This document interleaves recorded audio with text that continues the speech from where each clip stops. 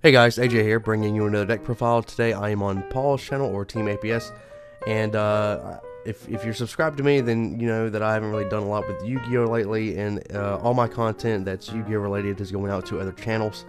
I'm trying to stick more to gameplay and stuff like that, but anyway, it's a really good deck. It pumps out rank 8s like it's nothing, and Aurea is just ridiculous. So I'll go ahead and jump into it. So for starters, guys, I play the 3 Hermitry. Basically, I know it's been a long time since you guys have probably seen a Sylvan deck. So for those of you that are unfamiliar, if you've just jumped in, when Monarchs were coming out and stuff like that, this deck used to be like the sauce when Soul Charger was at 3 and Vanities was at 3. This deck was really freaking good. But then Soul Charger got hit to 1 and Vanities got hit to 1, and then it's just like, well, other decks came out that were a little bit better. Anyway, they all have effects that when they're excavated and sent to the grave, they'll get the effects. Hermitry, when he's on the field, you can excavate 1 if it's a plant type monster sent to the graveyard and draw a card. When he's excavated, you look at the top 3 cards of your deck and arrange them in any order and stack them on top of your deck. He's a 2700 beater and he's a level 8, so he goes into a lot of your rank 8s. 3 Sage Koya. So Sage Koya, when he's on the field, you can excavate 1 if it's a plant sent to the grave, and then obviously they'll get their effects. When he's excavated, you can target a Sylvan spell or trap, add it back to your hand, and then once per turn, when a Sylvan is sent to the grave, except during the damage step, if he's in your hand, you can special summon him. Guys, I got allergies going on, so if it sounds like I'm a bit stopped up, that's why. Next, I play 2 Peacekeeper. Lonefire is at 3, so this card right here really comes in handy. When this card is excavated, you can target a level 4 lore plant in your graveyard to special summon it. So you're hitting you're grabbing back the Lonefires and such. When he's normal summon or special, you can excavate 1 card if it's a plant sent to the grave. Yeah, that's another thing. If you excavate a spell or trap or anything that's not a plant type monster, it goes back on top, or I mean, it goes on the bottom of the deck. That's all of their effects, except for this one. You tribute her, you excavate 1, and then you target a sprout monster, so her or cherub sprout, and then stack them back on top of the deck. And when she's excavated, you can declare a level 1 to 8, special summon her from the grave, and she becomes that level. And then for the 1-ofs, I play 1 Martial Leaf. This guy and this guy, Blade Fender, are just in here because you need a little bit more plant targets. But when this guy's normal summon, you declare, or you select the 1 to 2, and then you excavate that mini. And when he's excavated, you target a monster on the field and destroy it. Blade Fender, when he's excavated and sent to the grave, you can add him back to your hand. So he just gives your he makes kind of your Mount Sylvania, your field spell, a little bit more alive, because it just gives you more things to send for its effect. And then when he destroys a monster by battle, you can excavate 1. He's a level 4 1900. But again, these guys are just in here for plants to be excavated. And for the last of the Sylvans, I play 1 Cherub Sprout. Cherub Sprout, I played 10 level 1s in the deck. So when this thing is excavated and sent to the grave, you can special a level 1 from the deck. And when this thing is special summon, not normal summon, when it's special summon, you can excavate up to 2 cards. Not bad. And then 3 Lonefire Blossoms, like one of the best cards in the deck, just because it can special summon literally everything other than 1 card, 1 monster that you play from the deck. 2 Rose Lover. This thing is just stupid good. If you have a Hermitry in your hand, and this is the level 8 one, you can Foolish this thing to the graveyard, and then this thing you can banish it from the graveyard to special a plant from your hand, and it's unaffected by trap effects that turn. So they have to strike this. If they don't strike this, and you special a Hermitry, you activate Hermitry's effect, they can't strike it because it's unaffected by traps. So they have to strike this one. So it baits out a lot of stuff also. And you can just send it, it's a level 1, so you can make a Formula Synchron with a lot of the tuners that I play.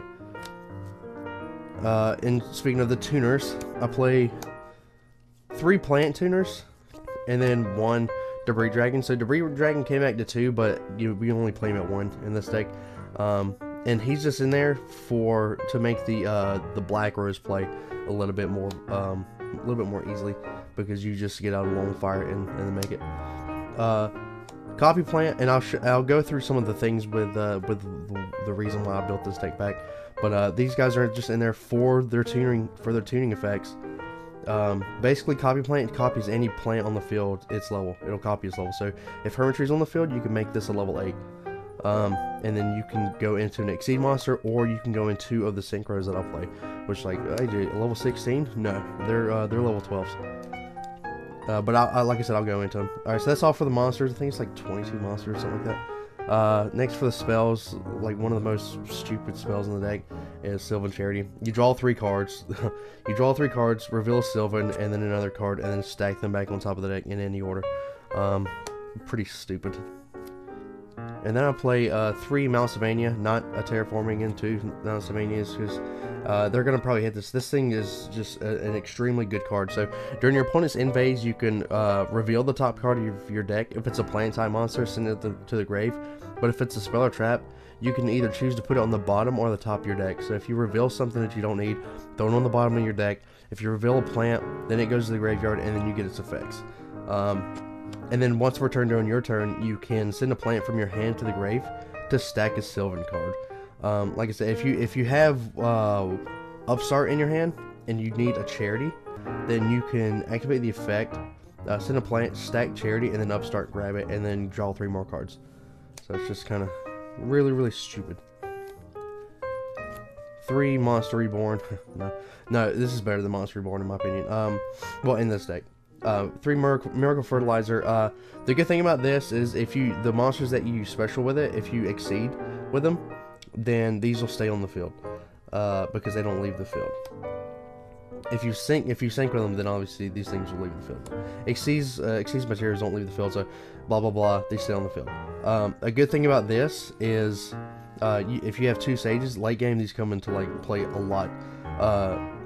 You activate 2, and you activate multiple of these per turn. So you activate 2 of these, grab 2 sages from the deck, go into an Aurea, excavate at least 2 plants. You can bounce these back to your hand, reactivating them, grabbing 2 Hermitries, and then go into a rank 8. Like, this card's just really stupid. The drawback with this card is that you can't you can't normal summon or set the turn that you activate it. Which you really don't normal summon a lot in this deck anyway. Except for like maybe first turn with the Lonefire, but these cards are just really broken. And then for the last of the 1-ups, 1 Foolish Barrel sends Rose Lover, 1 for 1. I play 10 level 1s, so that's a given. 1 Upstart, 1 Regeki, and then like the absolute win condition for the deck is Soul Charge. You open Soul Charge and Lonefire first turn, you pretty much win. Like, it's without a doubt. And then, like, yeah, because you just grab back your Lonefires and just use all their effects. It's just really stupid. And then for the traps, I play 4 traps. 2 Strikes, a Warning, and a Vanity's Emptiness. Being able to go off with your plays, because you're drawing a lot of cards anyway with like Hermitry's effect and Sylvan Charity and all that stuff anyway. I can usually end with like 2 of these 4 cards. And then like a setup field, because you do all your stuff and then you say Emptiness, which was the broken play back when this deck was the thing. They would just blow up and then set an Emptiness and you couldn't do anything. So that's it for the main deck. For the extra deck, I play 2 Aurea.